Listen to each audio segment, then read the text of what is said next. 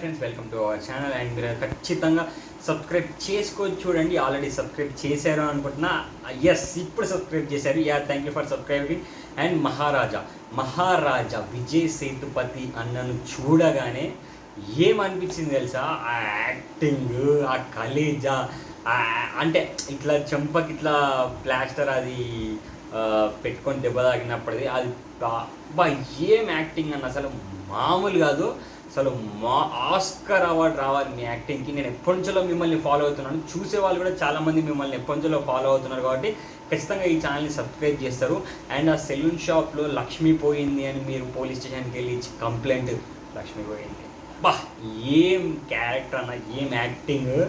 And అసలు ఆ background music ఇచ్చిన వాళ్ళు కూడా ఎవరో తెలియదు కానీ విజయ్ సేతుపతి సార్ 50 మూవీకి అసలు మామూలు బ్యాక్గ్రౌండ్ మ్యూజిక్ కాదు. అసలు ఆ ట్రైలర్లో చూస్తేనే మనకు మైండ్ బ్లాక్ అయిపోతుంది. అసలు ఏముందబ్బా ట్రైలర్ అన్న ఆ రేంజ్లో అనిపించింది.